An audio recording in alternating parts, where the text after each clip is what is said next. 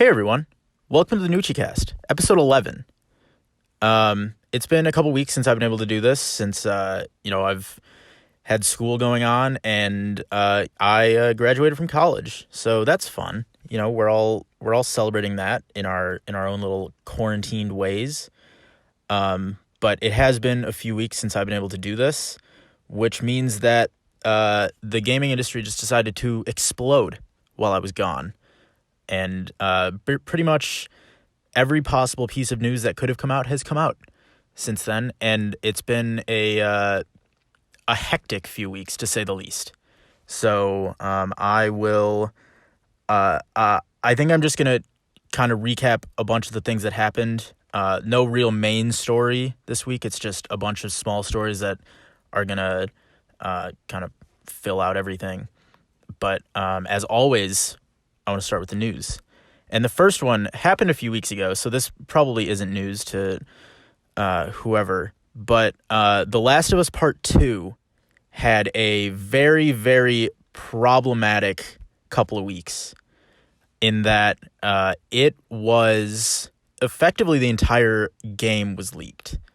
And The Last of Us Part 2, probably one of, if not the single most anticipated game of the year, is going through what is a worst case scenario for it, where someone they found out that it was just some hacker who I don't remember what I don't know what the exact thing was, but it was some hacker, some external hacker who was able to get into the files for the game and access actual cutscenes from the game, and was basically able to leak the entire game, the entire story, cutscenes from start to finish, so people know on the internet now what happens in the game. And Naughty Dog, like PlayStation, everyone basically just admitted it. Yes, this was an actual leak.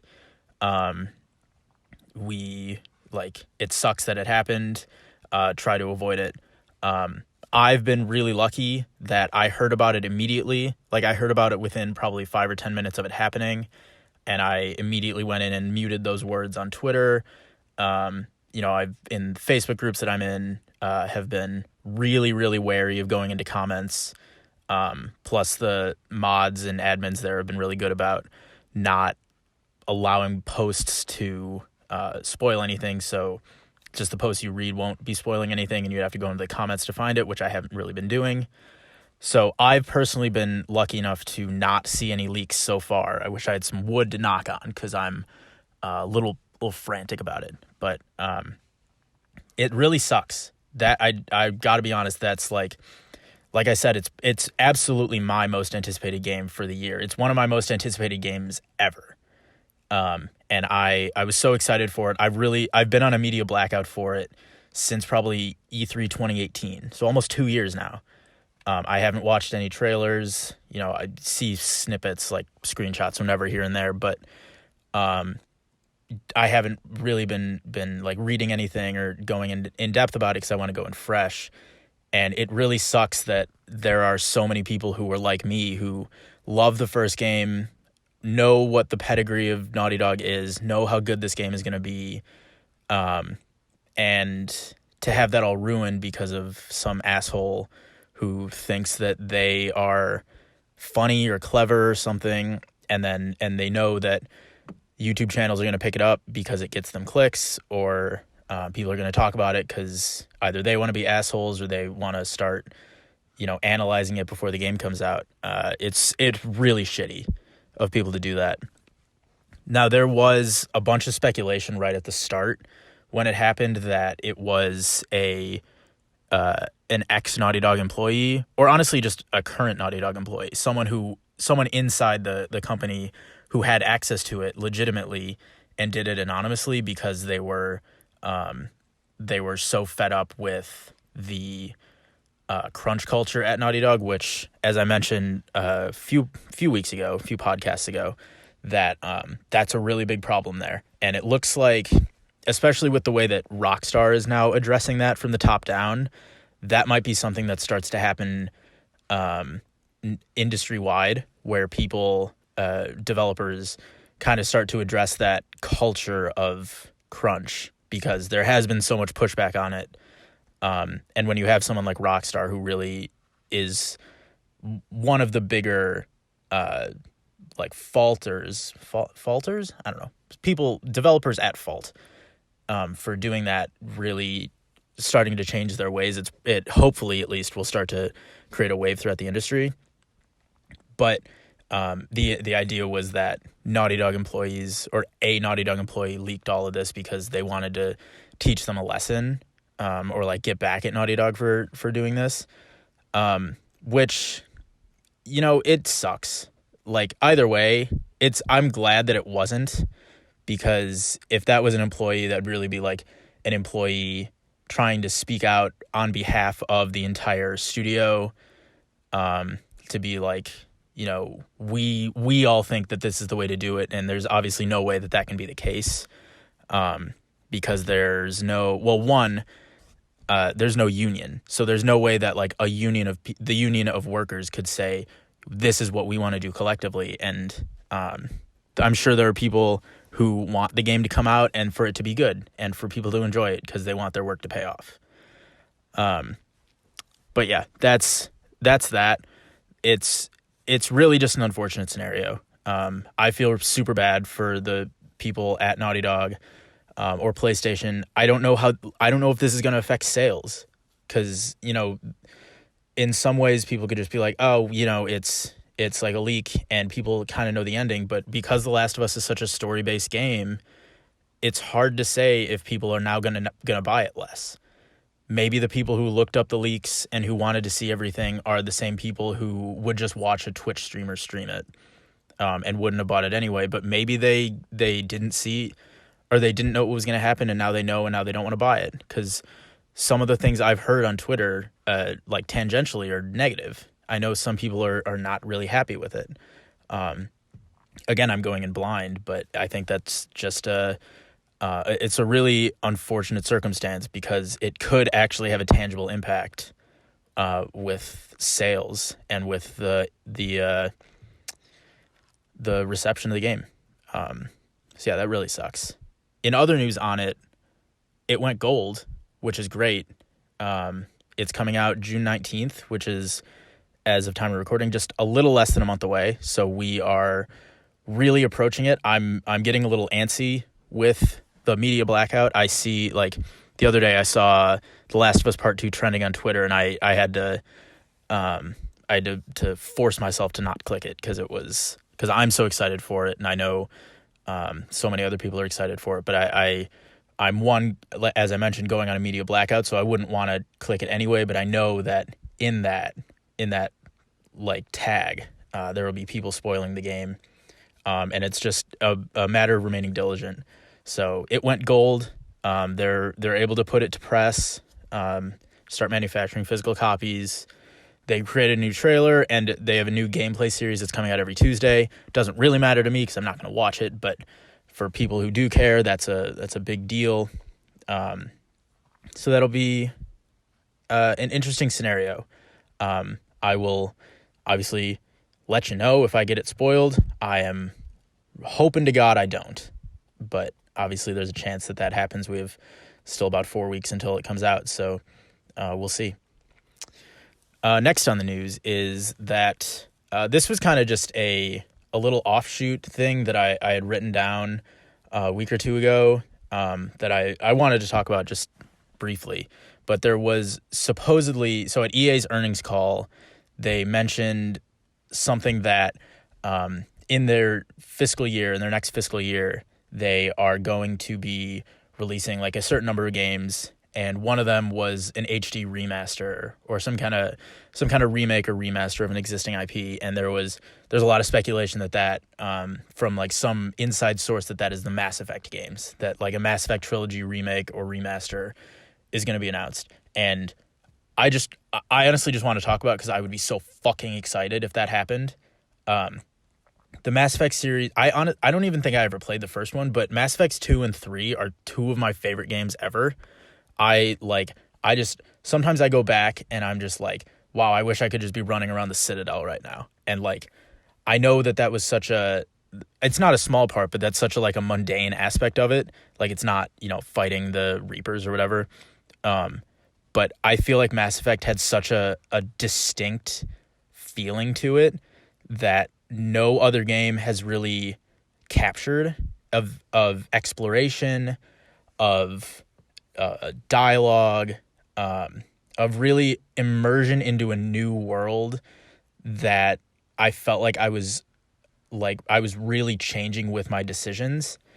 And the decisions weren't necessarily, it wasn't like a Telltale game where it's like the decisions are your gameplay. It's like, oh no, I'm just going to talk to Garrus right now, and maybe I say something positive or maybe I say something negative, and that'll affect how Garrus looks at me or Garrus responds to me.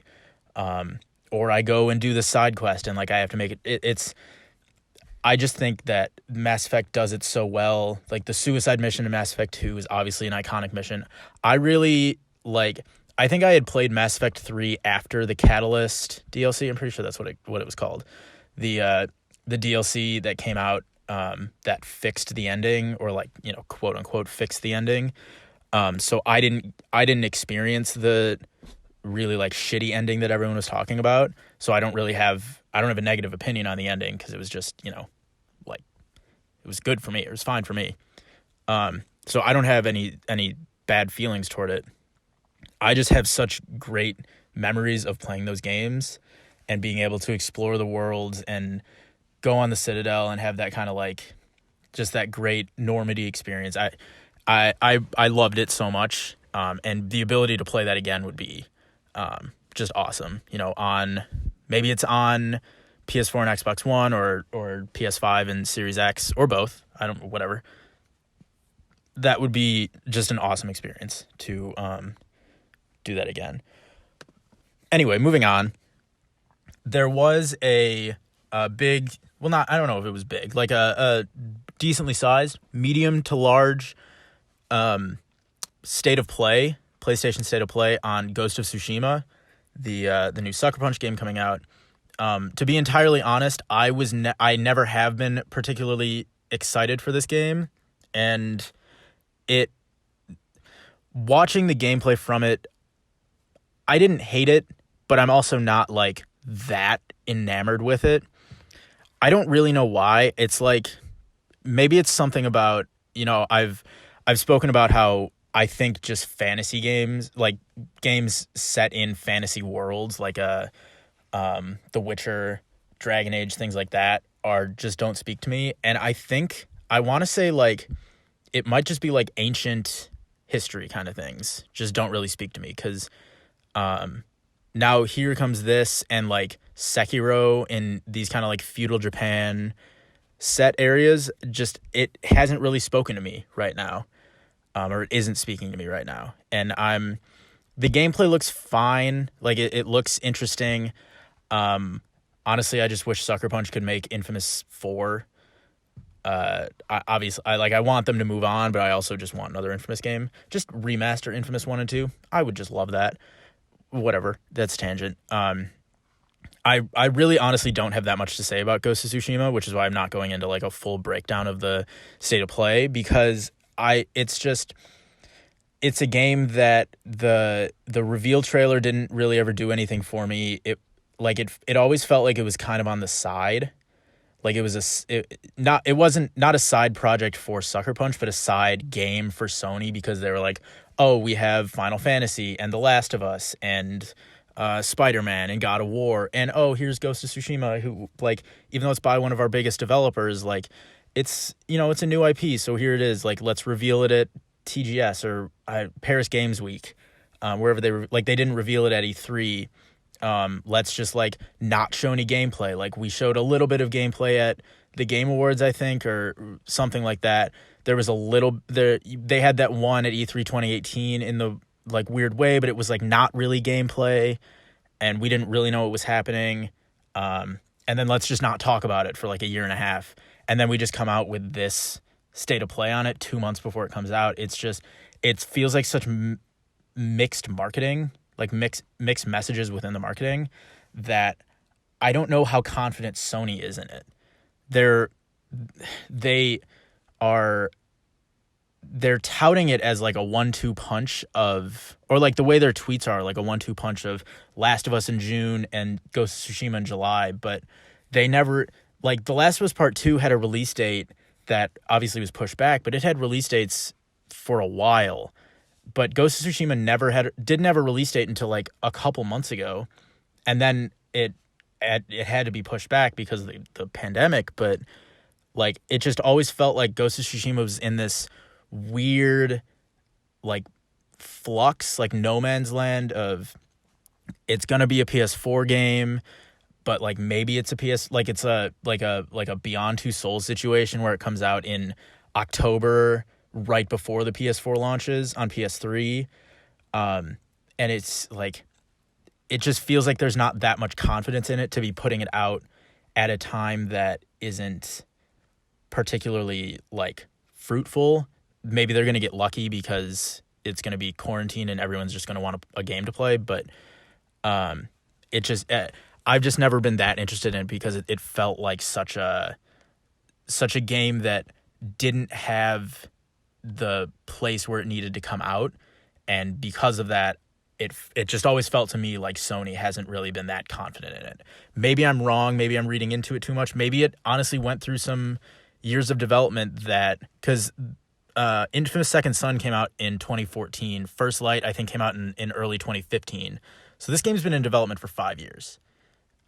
Maybe there was some points there that they had to restart, or there was something canceled or something that we never heard about, or maybe it's actually been in development for 5 years. But it feels like this game is just in a weird place, and I've always just been kind of rubbed the wrong way from that.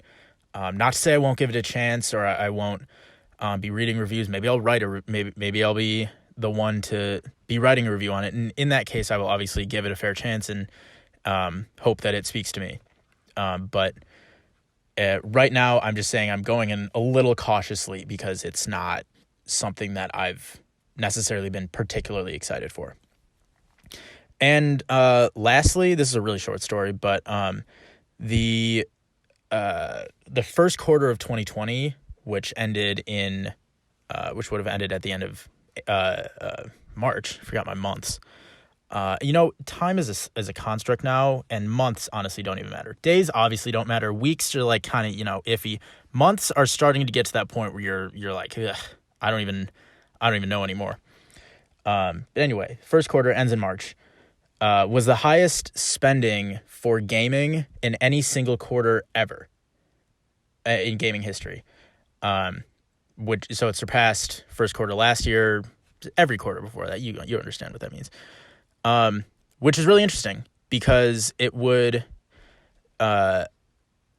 it shows that the spring is bigger than the fall, but it also shows how much the coronavirus pandemic has really affected gaming spending positively. You look at stocks for EA or, Activision or even like Take-Two, and they're all up because people are sitting at home right now and they're like, what do I have to do?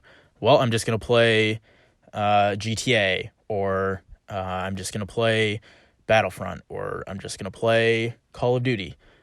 So people are buying those games and spending money in them, and that's really good for these companies. And if this shows me anything, it's that that's a real tangible thing that is actually happening in the industry, and these companies are doing well because of it. And like, obviously it's not a good thing that this is happening, but if you're just looking at those companies, like they're doing well right now, and this pandemic is helping them. And I think that's a really interesting way. Like, I would be really interested to see how this trend continues for the second quarter, because because the first quarter, there were some games that came out, Animal Crossing, Doom. I wonder how the second quarter changes, because something like Final Fantasy and The Last of Us will both be released in the second quarter, and the pandemic is still going on. The pandemic will have lasted the entirety of the quarter, assuming this goes until the end of June. We'll see what happens with that. It would be really interesting to see. I don't know. I honestly don't know what the figures are. Usually it feels like second quarter is probably lower than first quarter because there are just fewer games that come out, but we'll see. Times are unpredictable right now. Unprecedented is what a lot of people are saying. That's a word that people are using. And it's really difficult to predict. But we'll see. I just think that was a really cool stat, especially affected by the pandemic. So now moving on, I want to talk a little bit about what I've been playing. I have been busy with other things, graduating, doing whatever, like being with people, my family. But I have had a couple reviews actually go out since the last time I did this, and just a couple games that I want to talk about. So I'll talk about the couple reviews first. First one was, I hinted at this last time, but it was Streets of Rage 4. That was a big game, and I really liked it. Basically, it was Streets of Rage if you put it into a modern context. So some of the flaws from being a Streets of Rage game are still there, but I really enjoyed it generally. It was hard, but it was really rewarding. Really satisfying combat, really beautiful animations. I don't even know, like, just interesting. It didn't like push that many boundaries. It was more of a love letter to the past and trying to like bring this past franchise into the modern gaming era than it was really trying to push this genre forward. But what it did really well, and I really enjoyed it.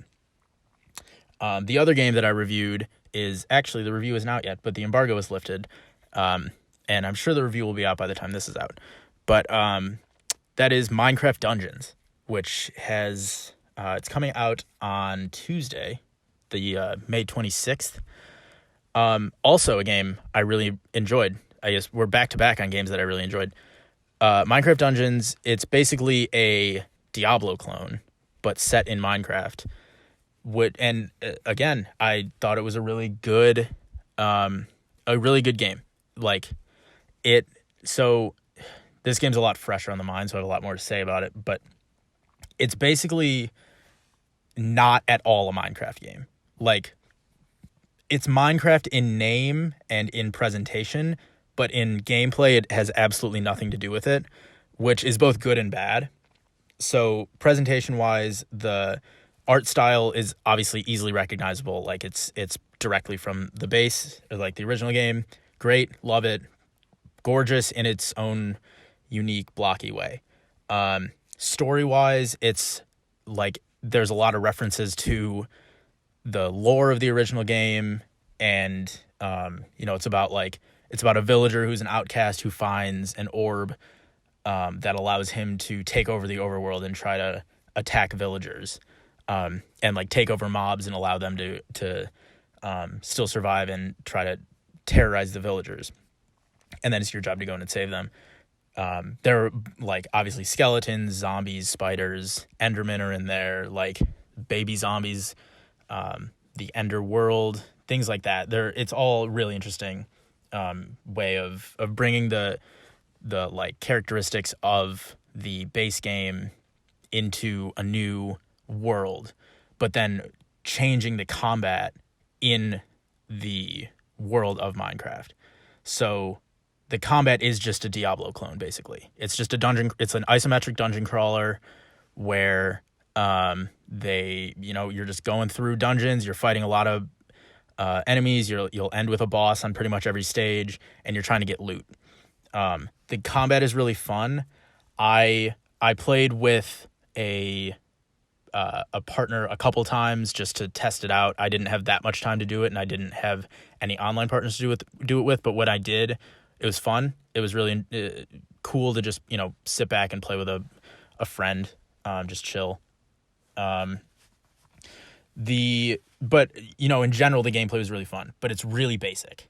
It's really streamlined, very kid friendly. Very like, if you're not into Diablo, you don't have to be an expert at that genre to be able to play this, which is great in some ways, but also the loot which is the main reward for everything, is really not, it's not like you're gonna just like come across something that's really, really cool unless you get pretty lucky.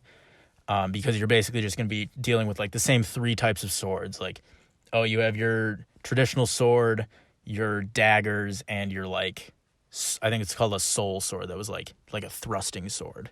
Think of like a fencing sword. And it's just higher level power, like higher power levels of those. It's basically that for every piece of loot, which it got a little old by the end, where you're like, all right, well, I see the same sword in my inventory 12 times. Which one do I pick? Oh, I pick the one with the highest number. Like, obviously. There's really no changing or variation on that. But when it, like, boiling it down, it is just a really straightforward dungeon crawler. Lot of replayability. I finished it in like 5 or 6 hours, but it was like, there are 3 difficulties that you ramp up through that act like fundamentally change how you play. So I finished the first run through in 5 or 6 hours, and then you go on to the other ones, and they get harder and they get longer. But it was really fun, and it's $20. Like, I think it's a great deal. It's not without its flaws in transferring the Minecraft, persona into a dungeon crawler, but it does work really well, and I really enjoyed it. Next one, I started A Plague Tale Innocence, which I don't really have any comments on it right now, other than I think I'm like 6 or 7 chapters in out of, I looked, it was like 17 or 18 chapters, I want to say, so I'm like maybe a third of the way through the game. It's okay. It feels so this will probably change, and I'll update when I finish it. But it feels so far like you could call it stealth game the game. So it has like there's an escort mission, or it's not an escort mission. It is an entire game of escort mission, because you're bringing this like your brother with you.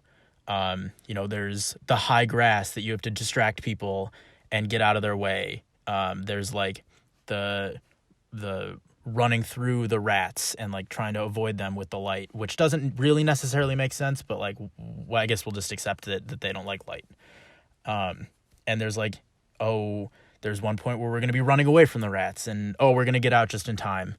And it's like, it feels like every other game that I've ever played, especially ones with stealth, put into one, but not quite as well, because I think it's because I don't really care about the characters right now.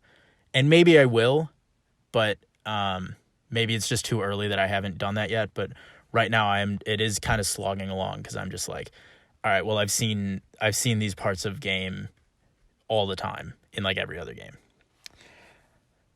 Anyway, I'll update that when I'm done, but we'll see.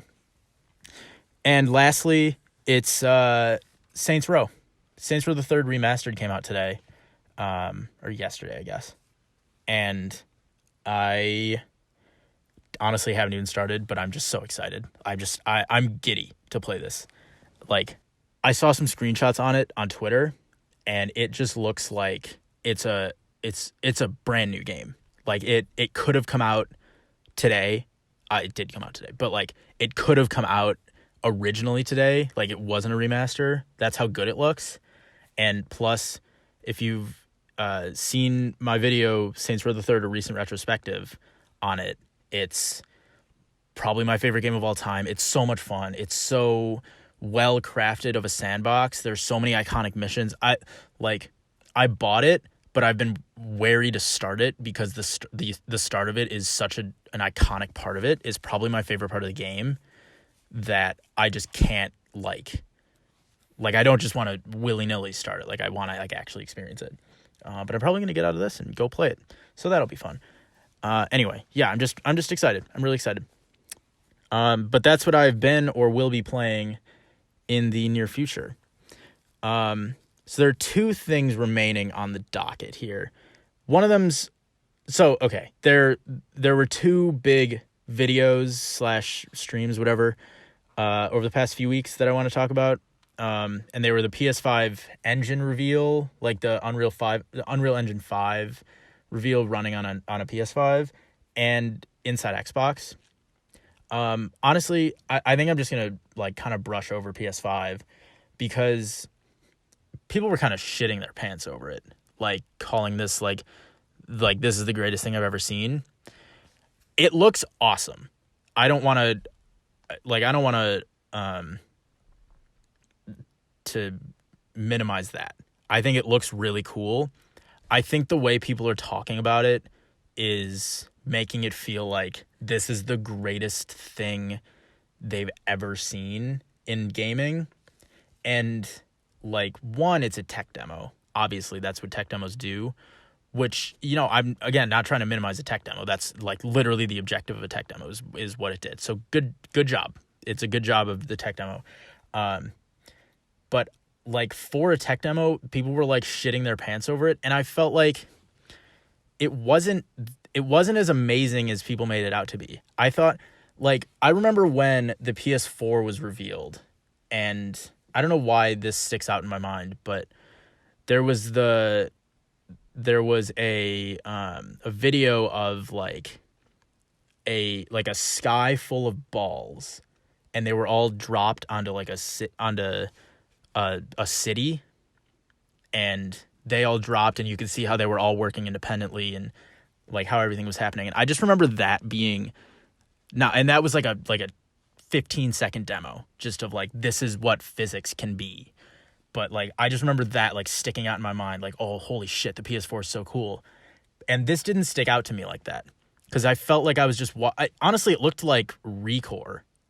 Like that's what the game looked like that was being played, and I couldn't get that out of my head. But it was like, it looked cool, the lighting was really cool, and that felt like what they were really kind of focusing on was the lighting. And I think there was ray tracing. I'm not entirely sure, but I think that's what it was. But I wasn't as impressed by it as everyone else. I think because it was like, it didn't just blow me away. It kind of looked like, here's another game that looks really nice, which is great, but it didn't show me like, oh, this is what gaming can be that I thought it, or I was hoping it would be. But yeah, I think it looks cool. I'm excited for the future, but as we'll get to in a sec, I think it's gonna take like actual games to be shown to make me like really, really, really excited for what gaming can be in the next generation. And like, spoilers, I'm not currently at that. Like, obviously I'm super, super, super excited for there to be next generation, for improved hardware, and everything. But of the games that have been shown so far, I'm not like over the moon about anything yet. Next is the Inside Xbox breakdown. So Xbox had their like first Xbox Series X gameplay reveal a couple weeks ago, and they just went through. It was like a, I don't want to. It was effectively a state of play, like kind of thing, or a direct. I don't want to call it like a press conference because it wasn't that, but it was just like, here's 12, 15 games that are coming to Series X. Here's some trailers, some you know about, some you don't, things like that. I don't want to go through all of them because honestly, not all of them stood out to me as like really cool. I thought Scorn looked cool. I thought Chorus Rises 1 is what it was called. I thought that looked really cool.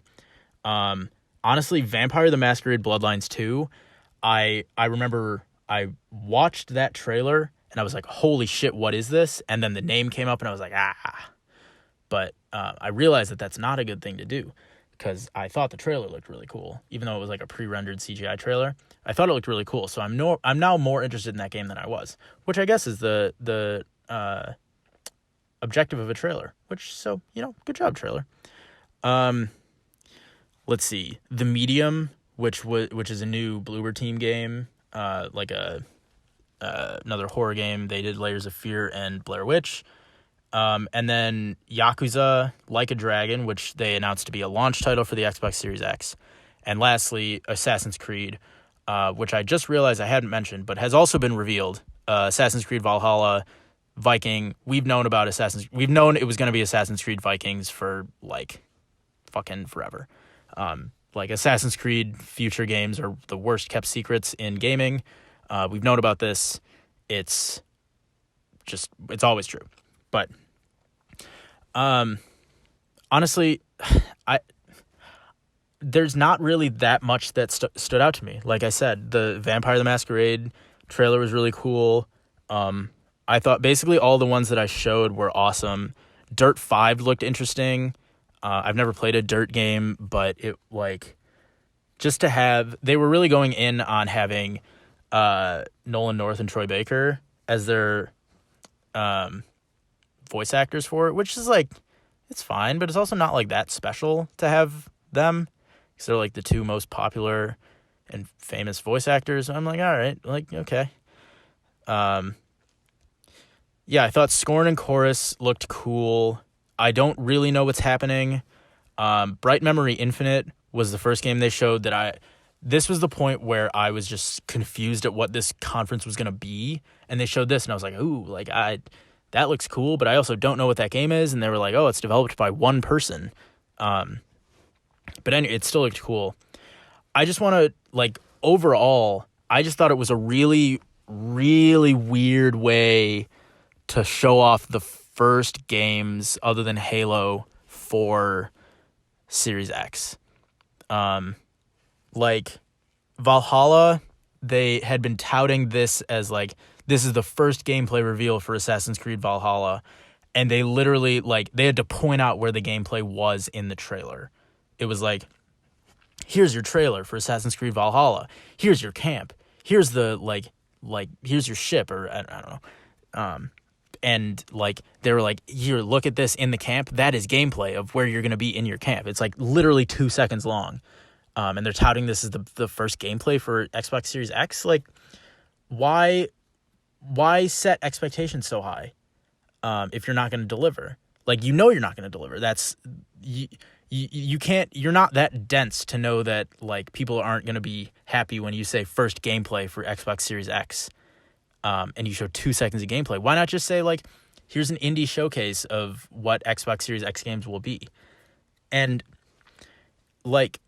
on that note, why is this the first gameplay? Why are these the first games shown for the Series X? Why are they not leading with, this is Xbox Series X. These are our games. This is what... I thought they did it well when they announced the console, the name, here's the box, here's everything, here's the specs in a blog post. Why didn't they come out and say, this is Xbox Series X. We are Xbox Game Studios. This is why you need to buy an Xbox Series X. Here's Halo, here's fucking Forza, here's Fable, here's what the initiative's working on, here's what whoever is working on, remember when we bought, here's what Ninja Theory is working on, here's what Playground is, here's all these studios, remember when we bought those studios, here's what all of them are working on. Why didn't they start with that? Now they've announced that in July they're doing a what they're calling Xbox 2020,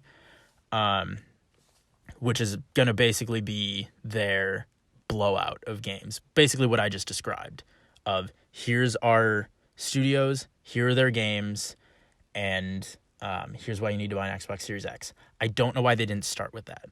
Why wasn't this the second or third thing that they showed where they show Xbox Game Studios game first a couple weeks ago, and they're here's what you need. Because then you get ahead of PlayStation, who have still said very little about the PS5.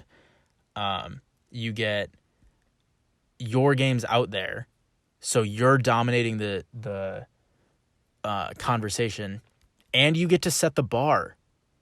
You get to say, here's Halo. Here's what the gameplay of an Xbox Series X or a next-gen game is going to look like.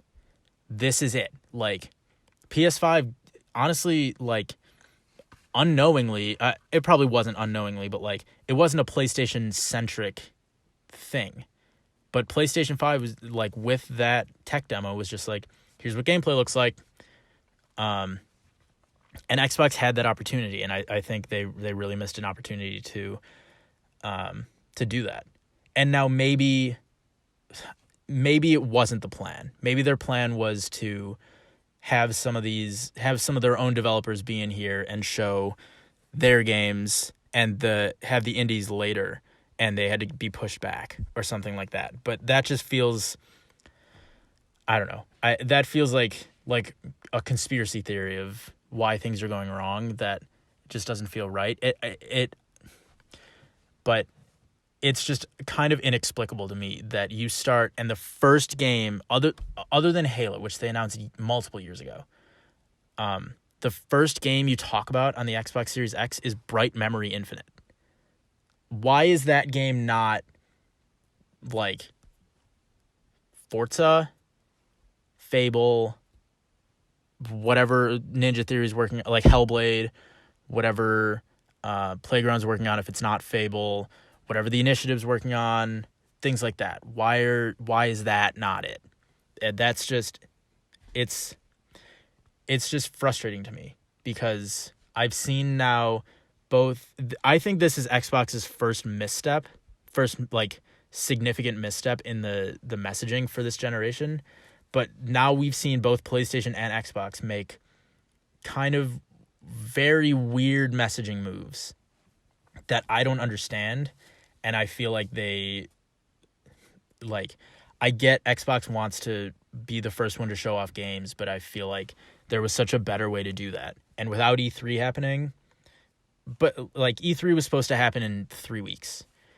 I feel like hopefully there's something that's going to come out that week that was going to be E3 that isn't just all pushed into July. Because I feel like PlayStation, there have been rumors that they're going to come out soon, and I feel like Xbox is just kind of fumbling the chance to be like, this is us, this is who we are, and they're just pushing it back. And I think this was their chance, and I don't know if they really took advantage of it.